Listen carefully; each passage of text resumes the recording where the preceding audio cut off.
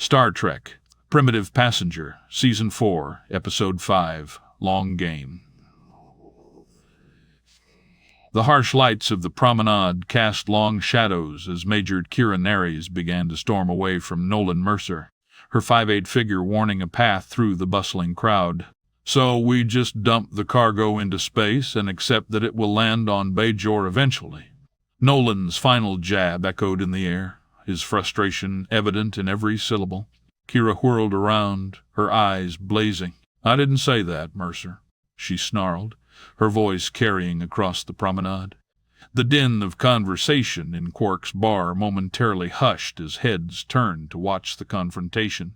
Nolan, his patience wearing thin, pressed on. "The Federation has already paid for this equipment, Major. Just let my ships offload." Kira leaned in, her words forced out between clenched teeth. "I'll tell you what you can do with your cargo and your ships." She opened her mouth to continue, but all that emerged was a frustrated "ugh" as she spun on her heel and stormed off. Her anger was palpable, leaving a wake of curious onlookers in her trail. Mercer ran his hands over his face, fingers pressing on his temples as he sighed in exasperation. He looked up to catch the Major's retreating form, her anger seeming to propel her forward. All eyes were on him now, standing alone between Quark's and the security office. He glanced around, half expecting to see Odo's disdainful glare, but the shapeshifter was nowhere to be seen. With a resigned shake of his head, Nolan headed into Quark's, the babble of conversation swelling once more. As a tall waitress handed him the usual nutritional supplement 14 beta-7, the acrid sweet smell of synthahol and the clink of glasses filled the air as he slumped into a chair at a table for four, stabbing the straw at his root beer float with unwarranted aggression. Dr. Julian Bashir, his youthful face alight with curiosity, approached the table. "Mind if I join you?" he asked, already sliding into the seat opposite Mercer. Nolan grunted, not bothering to look up. A smooth voice cut through the ambient noise. "Room for one more?" Garak, the station's resident Cardassian tinkerer, tailor, and former spy, stood by the table, an enigmatic smile playing on his lips, upper eye ridges raised. Mercer's eyes narrowed, but he nodded at the empty seat. As Garak settled in, Bashir leaned forward. "I couldn't help but notice your disagreement with Major Kira. Is everything all right?" Nolan let out a dry chuckle, the sound devoid of humor. "All right. Doctor, that woman has held a grudge against me for most of her life." Garak's eyes glittered with interest, his voice dropping to a conspiratorial whisper. "Oh? Do tell, Mr. Mercer. It's not often one hears about pre-existing tensions with our dear Major." Nolan took a long pull on his root beer float. "It's a long story, gentlemen. One that goes back over a century." Bashir's eyes widened, his engineered mind quickly calculating between star dates and old Earth calendar. "A century?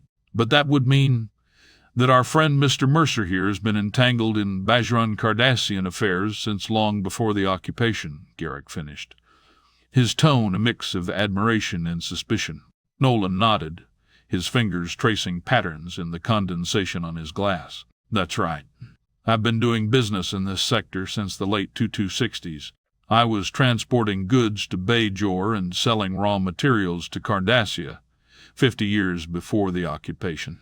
The doctor leaned in, his curiosity piqued. "What kind of business?"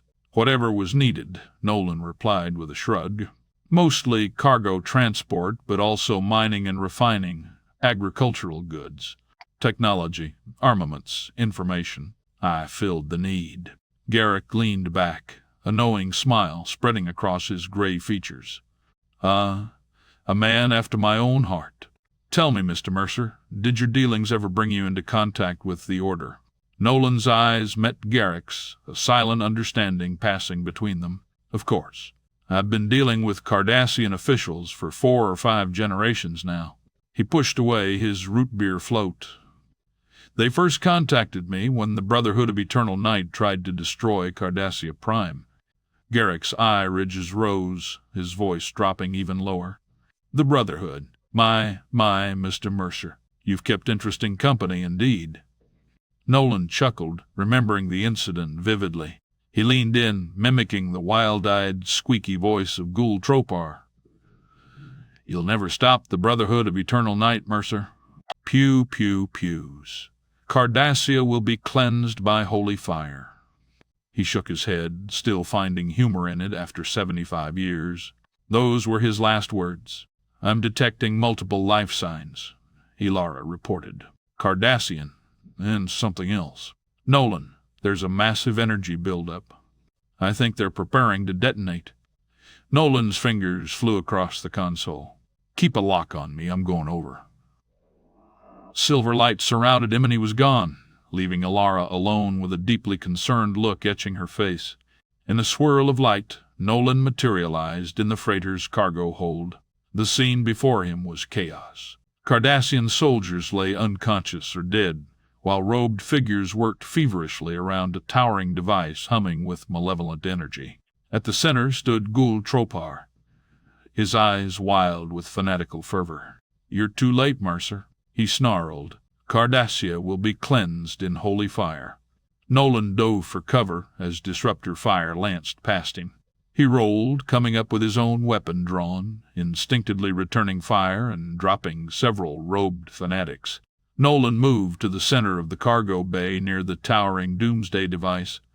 It was a makeshift warp-style engine, set to overload and ignite the Purgium. Nolan cursed, still returning fire as he inched closer to the device. Tropar laughed maniacally as he engaged the freighter's impulse engines and pushed it out from behind the dark moon on a collision course with the planet's atmosphere, with his finger hovering over the detonator. You can't stop the will of the eternal night. Time seemed to slow. Nolan saw Tropar's finger begin to descend. In that moment, he made a decision that would change everything. He tapped his comm badge. "Ilara," he yelled, blinked the entire freighter. "Now." The world twisted, reality itself seeming to tear apart. When it reformed, they were in deep space, far from any inhabited worlds. Nolan tapped his comm again and vanished in swirling light. Tropar stared in disbelief. What have you done?" Incensed. "What have you done?" he screamed with psychotic fervor. From the view screens of the Havoc, we see the freighter erupt and the hull begin to breach. Then, a blinding, massive explosion. Fire sparks and debris flying in all directions. "You met the madman himself, Mercer," Garak interjected, his voice tinged with a mix of awe and amusement. "In my day, every child knew the name of Ghoul Tropar. He would come and take us in the night if we didn't finish our dinner." "I met him several times," Nolan replied, his voice taking on a more serious tone. "And he was way worse than any childhood boogeyman." He waved his hand dismissively. "After that, the Union began to call on me more and more. I became their largest supplier of raw and refined materials, fuel, food. I did a lot of business with Cardassia." Garak nodded sagely, his eyes never leaving Mercer's face. "Ah, the burdens of being indispensable. I can only imagine the daggers pointed at your back." Bashir, his initial shock wearing off, he asked absent-mindedly, "So you actually killed his childhood boogeyman?" Staring blankly. "I guess the human who protected you from the boogeyman wasn't part of the story." "My good doctor, a heroic alien would have terrified the children far more than a gull with fangs and red eyes." He pointed himself back to Nolan. Nolan took a deep breath. "Several years before the occupation, I was delivering mostly grain to Bajor. They had no interest in anything else. Bajor was also trading with Cardassia, exporting iridium ore." He paused, his eyes distant as he recalled the memory. "I had befriended an old Vedic and tried desperately to convince him that Bajor needed to get in the game, or they were going to become a victim of any one of the local factions." The noisy bar seemed to fade away as Nolan recounted his meeting with Vedic Tedran. "Vedic Tedran, always a pleasure. Thank you for taking the time to meet with me." Nolan put out his hand. The Vedic still did not understand the gesture, so he ignored it. "Have we made any progress on getting my proposal in front of the Council?" "The Council doesn't spend that kind of money, Mercer, not on anything," Tedran replied, as matter-of-factly as possible. tossing Mercer's pad back on the table. "There is no budget set aside for a project of this scale. But the Council is not running a country or a continent anymore. They're responsible for the whole planet," Mercer urged. "Your neighbors in this sector are armed to the teeth, and they're gobbling up planets and moons for resources." The Vedic raised his hands. "All right, I can take the deal to them again. I agree that we need protection, but the cost is astronomical for the systems you're recommending. Then let's do this a different way." Nolan pushed. "Let me mine your iridium on the southern continent, the smaller deposit. Over time, it will pay off the cost of satellite security grid. Put it in the proposal, Mercer, and I'll try again." At a loss. But the Council has barely given the proposal a glance. Nolan paused in his recollection, his eyes refocusing on Bashir and Garak. "So you see, I was trying to sell a security satellite system to the Bajoran government years before the invasion. They just wouldn't listen." Bashir leaned in, his face a mask of disbelief. Why didn't they bite? Surely they could see that they were outgunned in the sector. "Indeed," Garak added, his voice smooth. "Knowing now what was about to come, it looks like the Bajorans should have considered your offer." Nolan nodded grimly, but I kept pushing. He continued his tale, Mercer aboard the Havoc. Vedic Tedran appeared on his comm. "This is our one chance, Mercer," he said, holding up the pad. "The Council has given you 30 minutes to make your case before the members." Sun streaked into the big open-air council chambers.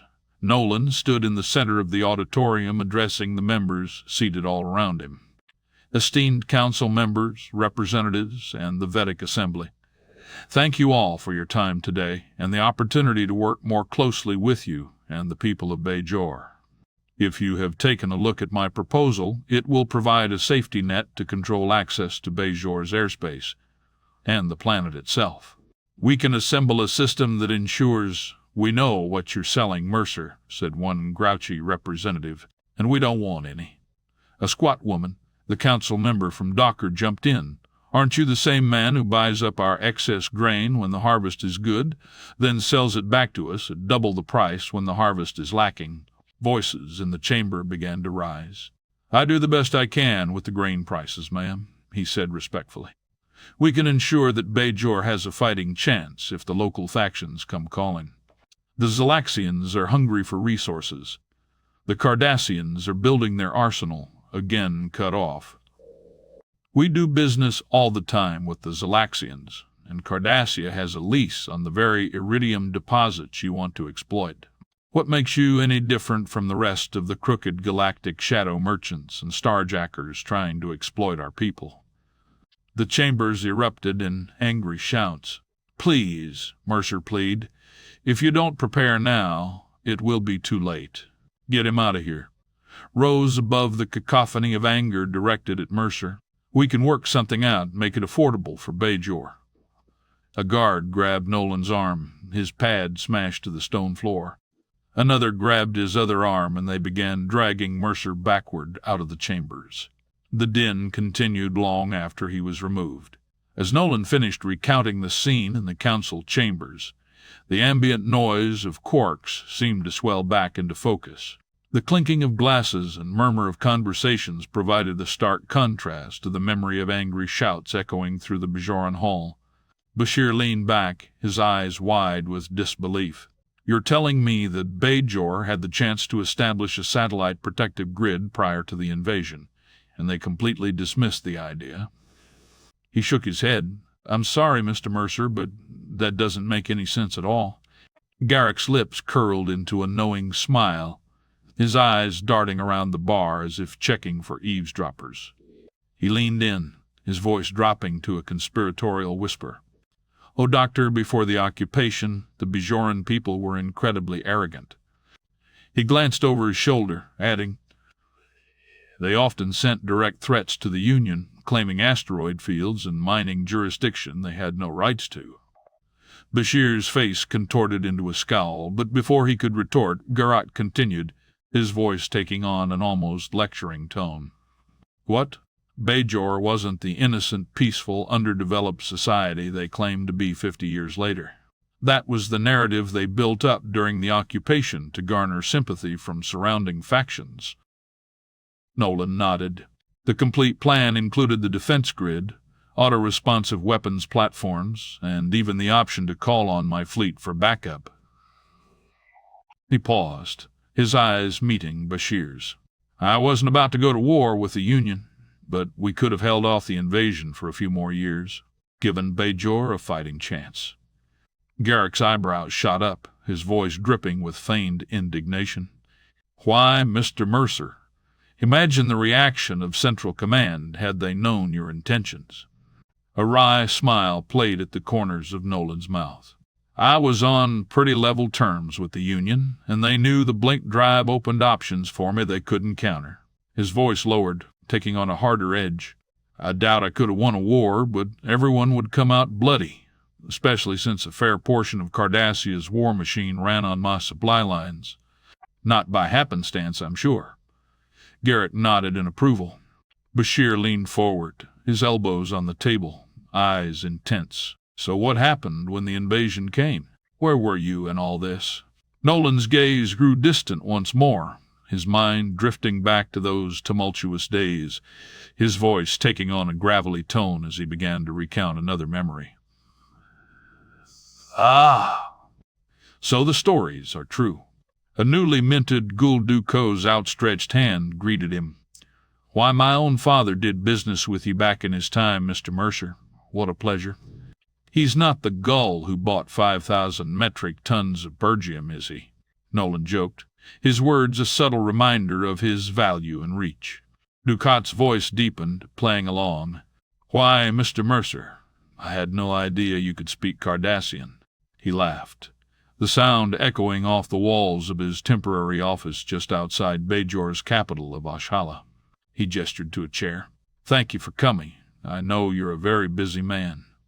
You've been busy too, Gul, administrator of all Bajor now, or so I hear. Mercer slipped into the offered chair, the leather creaking beneath him. Sounds like quite a handful. We're really just getting started here, Mercer. There's just so much to do. Getting an entire planet in order. Ducot leaned in, his voice dropping to a more serious tone. We've had some problems with ships coming and going from the planet's surface. We'd like to get control of that traffic immediately.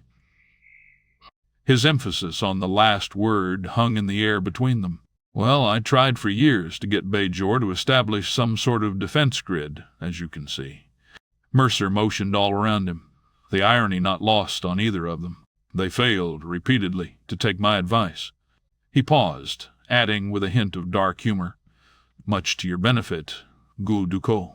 Bajoran arrogance has been a perpetual thorn in the side of the Central Command. Ducot's eyes locked onto Nolan's, his voice hardening. I don't expect it to be an issue for much longer. He tapped on a pad and handed it to Mercer. Do you think we could do something like this for Bajor's belated protection? Nolan looked it over, his mind already calculating possibilities.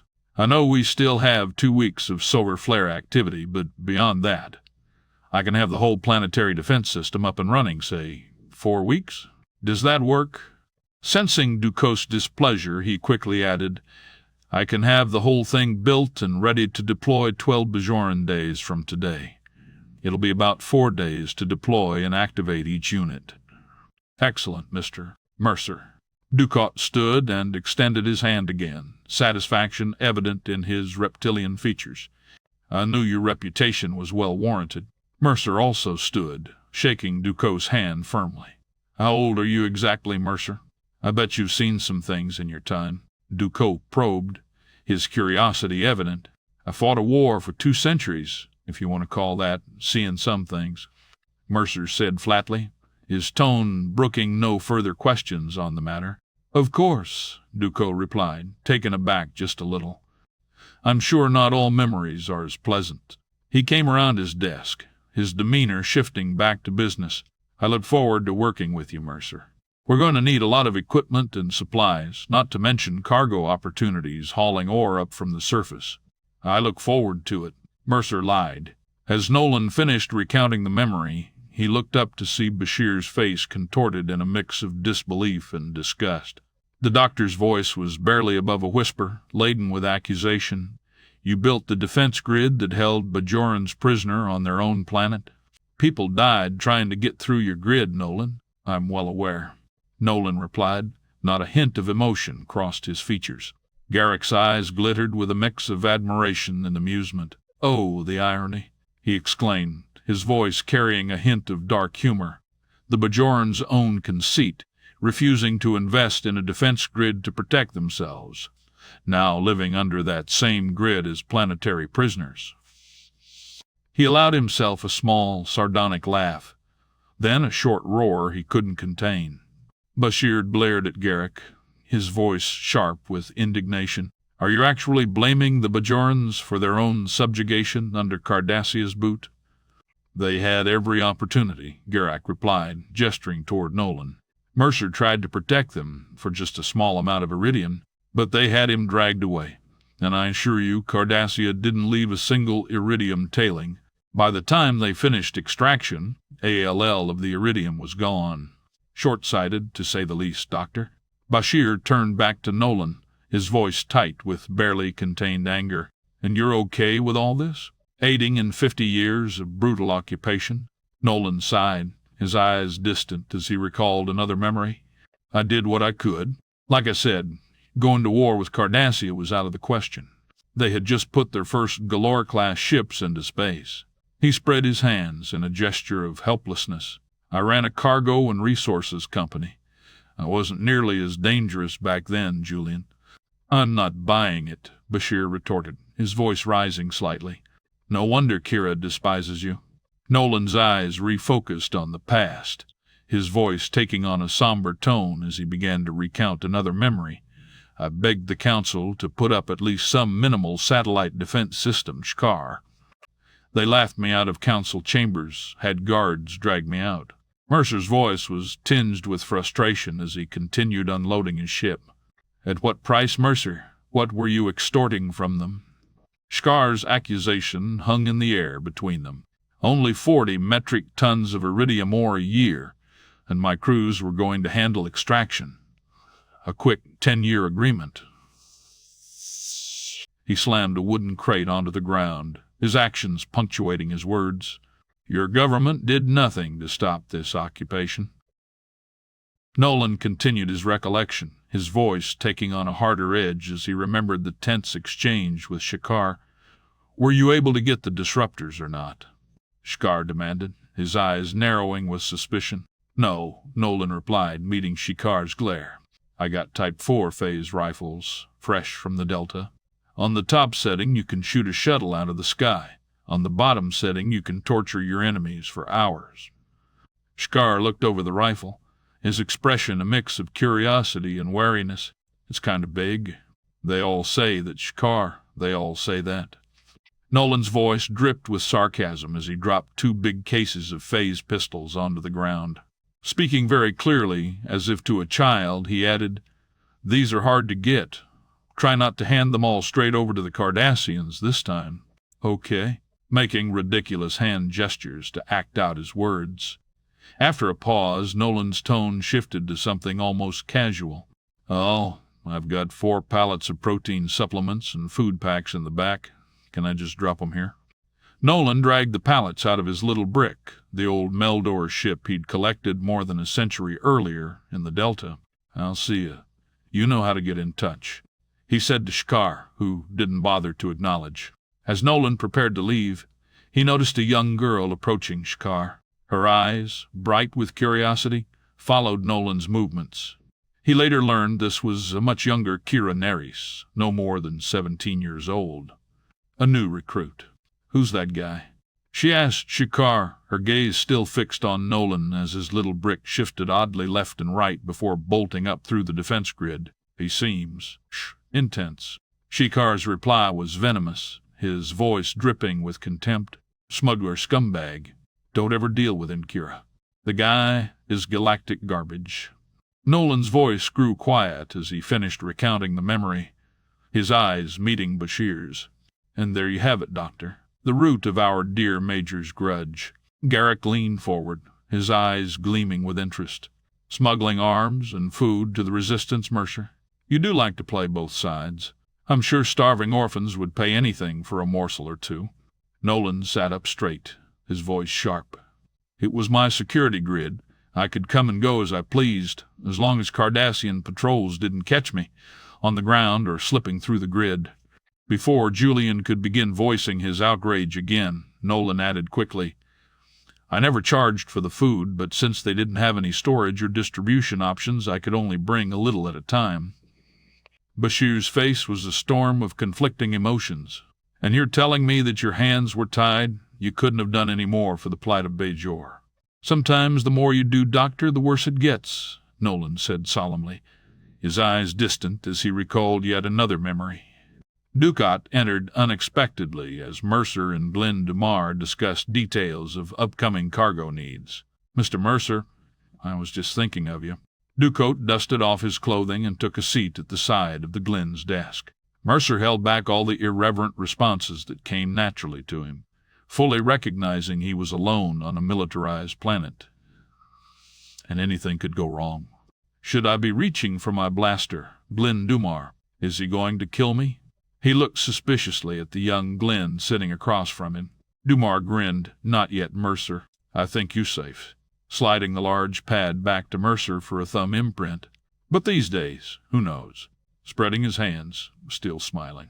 The funny thing is, Gul Duko, Mercer said, his voice laced with dark humor. Dumar here would have that same smile whether he was joking or if you did actually plan to kill me. Gotta love Cardassians. Oh, he'd have a much bigger smile.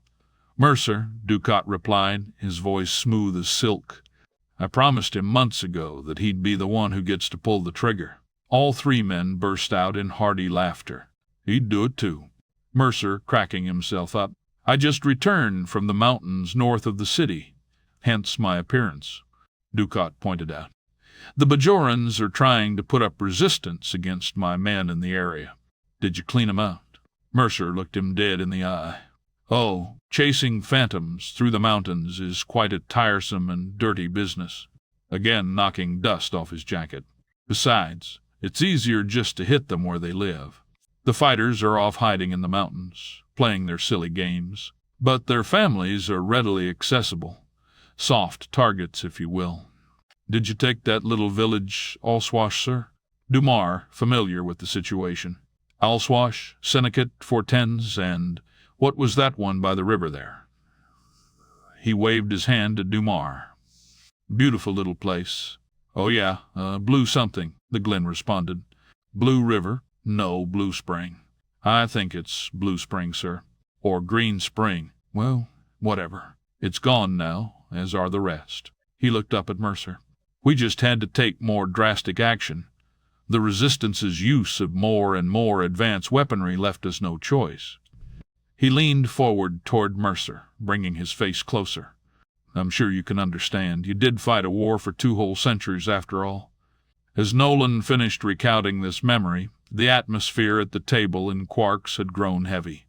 Bashir's face was a mask of horror, while Garak's expression remained carefully neutral.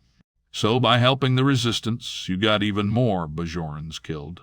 Bashir's voice was barely above a whisper, thick with disbelief. Whole villages of women and children just wiped off the map. Nolan raised his eyebrows and tilted his head at the doctor, his silence more telling than any words could. Garak cleared his throat, his voice uncharacteristically gentle. Well, I say, that is quite a reflection on history, Mr. Mercer. I'm afraid our military did take a rather brutal approach to quelling the Resistance. You really shouldn't blame yourself. In your eyes, then, you were just doing business, trying to get by, and bear no responsibility for the suffering of the Bajoran people? Bashir asserted, his voice rising with indignation. Nolan leaned back, his eyes hard as he met Bashir's accusatory gaze. I was a witness to this history, Doctor. I didn't make it. Anyone in the sector could see that Bajor was ripe for the pickings, an easy target, and right in Cardassia's path. If it wasn't them, it would have been someone else. The Tabrid, the Zalaxians, the goddamn Vorpal. He gestured toward Garak, his voice taking on a sharper edge. "What he said about Bajor's loud and boisterous arrogance. You may not like it, but it's 100% true." Pointing his thumb over his shoulder, Nolan continued, his words laden with years of frustration. "They played the poor, starving Bajorans every time they passed some rule or religious finding that screwed up the crops that year, always claiming they had nothing to trade, though obviously our scans showed otherwise. They were one of the weakest planets in the sector, but were constantly provoking much larger powers." He paused, his voice dropping to a near whisper. "Did they deserve what they got? Hell, no. Should they have seen it coming and shut the fuck up?" Nodding his head rapidly, "You better believe it. Now go away, both of you." Epilogue. As they walked quickly down the promenade, Bashir glanced back at Nolan's table, his brow furrowed in thought. That was unsettling. Garak's expression remained neutral as he adjusted his collar, his voice casual but with an edge of amusement. "Oh, Doctor, unsettling hardly does it justice. That was a man who's had enough of diplomacy, tired of the long game, as it were." Bashir shook his head, still processing Nolan's words.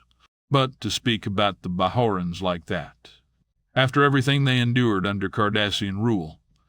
Garak's lips twitched into a sly smile as they wove through the crowd. "It's not implausible for both things to be true, Doctor. The Bajorans did bring it upon themselves, but got far worse than they had bargained for." He glanced over. "I think Mercer said as much, in his way." Bashir stopped in his tracks, turning to Garak, his face tightening with frustration. "I can't believe you're excusing what happened to them.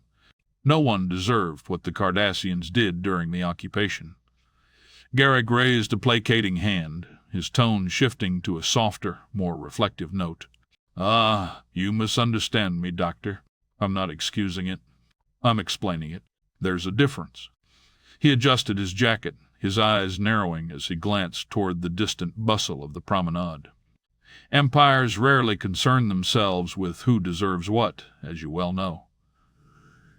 Bashir's voice was barely above a whisper as he stared down at the floor, but it still feels like blame, as if they were somehow responsible for their own suffering. Garak sighed, a soft, almost pitying sound, and yet, sometimes, history is cruel like that. The weak are often the ones who provoke the storm, not because they seek it, but because they don't know how to avoid it. The Bajorans were a proud people, Doctor, too proud to see the bigger picture. "And Nolan?" Bashir's eyes flashed and he started walking again. He seemed so, detached, almost indifferent to the suffering. It's like he's rationalized everything, pushed it all down. Perhaps, Garak mused, following along beside him. Or perhaps the view is more clear when you're a 400-year-old human. That man fought one war for 200 years. Do you understand that? Garak continued. "Doctor, he's lived through enough wars to know that compassion doesn't always survive on the battlefield. In some cases, it's the first casualty." Bashir closed his eyes, the thought unsettling him further. "So, what are we supposed to take from that? That he's right? That people deserve what they get for not playing the galaxy's dog-eat-dog game?" Garak stopped, turning to face Bashir directly, his tone sharpening with a rare seriousness. "No, Doctor, that's not the lesson at all. The lesson is that we, as people, as species, must learn to see the long game if we're to survive. Nolan knows that intimately. He's played that game his whole life. That's why he's still here, while others have fallen. Do you realize that when Mercer arrived in this quadrant, the Zalaxians and the Tabrid were in equal balance to the Union? Who are the Tabrid and the Zalai whatever? I've never heard of them."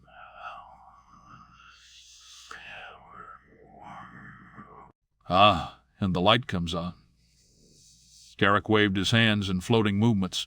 "So, in 100 years, two of the most powerful factions are not just gone, but forgotten, and Cardassia and Mercer, of course, are the only ones standing." Bashir shook his head, the weight of Garak's words settling in.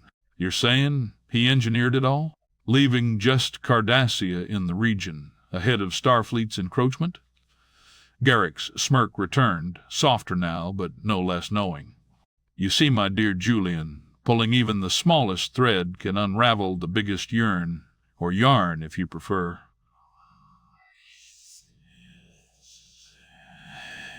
They stood there in silence for a moment, the sounds of the promenade bustling around them as if the rest of the station was unaware of the weight that hung between them. Finally, Garak chuckled softly and gestured down the corridor. Come now, Doctor. I believe we were due for a cup of tea. The long game can wait. Just a little longer. As they walked away, Bashir's mind still churned with thoughts of Nolan's words, of empires, provocations, and consequences. The galaxy, it seemed, had far more shades of gray than he cared to admit.